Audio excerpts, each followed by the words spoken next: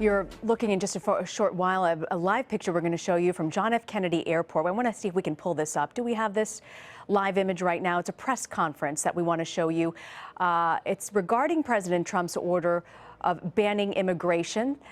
I want to actually go now on the ground, if we have that shot, if we can pull it up, to Alex Pena, who's on the ground there. Alex, you were just witnessing really the executive order that Donald Trump put in yesterday, signed into law, demonstrations behind you about this. What can you tell us? That's right. So we actually arrived here just about 30 minutes ago, more or less, when the protesters had heard that there were two people inside this airport, both from Iraq, who were not being allowed inside the country. As we were speaking to some of the demonstrators, they actually found out word that one of them was released. We just watched one of those refugees exit the airport. He was with his family. He was greeted by cheers. People driving by were honking. They were very excited that he was released. And that happened essentially just about 25 minutes ago. And tell me more about it. It's Hameed Jhalid Darweesh, the man who was detained and released. We have a bite from him, Alex. I'd like to go ahead and play that, a little bit of sound of what he said after he was released. First of all, I want to thank the people that take care of me and they support me. And they leave their family, their business, and come to support me. This is the humanity. This is the soul of the America. And this is what pushed me to move, leave my country and come here. And I'm very, very thankful to all the people who come to support me. Thank you very much. And always, when we are kids till now, we know America is the land of freedom. The land of freedom, the land of the right. So this is what pushed me to come here. And I'm very thankful and I'm very happy. Really, I forget what I face and what happened to me because of those people. You're free now. Thank you. America is the greatest nation, the greatest people in the world. Woo! Yeah. Woo! What do you want to say to Donald Trump? I like him, but I don't know. This is a policy. I don't know. He's a president, and I'm a normal person. But I have a special immigration visa in my passport, me and my family, because I work with the U.S. government. I support the U.S. government from the other side of the world. But when I came here, they said no, and they treat me as I break the rules or do something wrong. I surprised, really. How did that make you feel? I'm happy because I have you. I'm a normal person, he says, and he's the president, talking about Donald Trump. Alex, what's the reaction there behind you on the ground? We're seeing President Trump's executive orders being put into place, but there also seems to be a great deal of ambiguity about how it's enforced.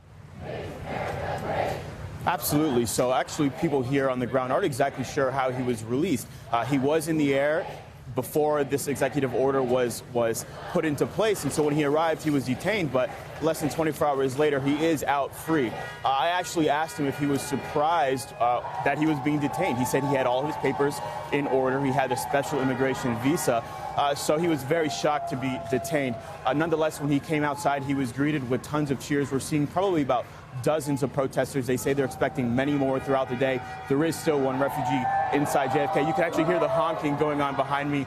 Everyone's very excited. They have signs that say no ban to essentially promote here at JFK to let everyone know what's going on. So there's a lot of support of people coming in and out. But these people say they're going to be here throughout the day until the next refugee is released, or to do what they can at least, because everybody here is incredibly passionate about this issue. They've come with signs. They've been here within essentially an hour of hearing this news. They all amassed here at JFK.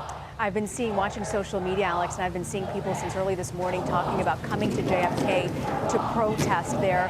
What's the sense? Do we know? You said there's one more person detained. Are there more people in this situation? Is there any guidance being given to the immigration officials there at the airport about how to deal with this?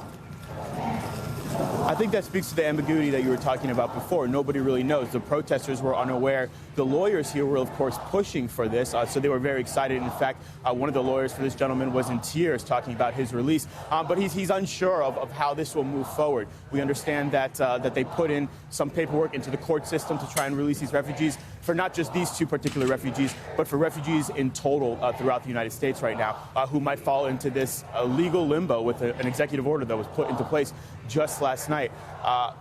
The passion here, it comes from a lot of people, especially if they've traveled abroad, they understand that these people's lives are in danger. Myself, particularly having worked with and reporting with interpreters abroad, understand that they put a lot of risk on the line for the idea of eventually coming back to the United States of America. So the idea that they may not be able to do that anymore. They're protesting, they're saying it's immoral, but as well, it's not logical. It's something that's not beneficial to the American foreign policy abroad. And Alex, I'm not sure if you know this, but the man who spoke today, Hameed, was he part of the translation group that helped the 101st Airborne, the first boots on the ground during the U.S. invasion of Iraq?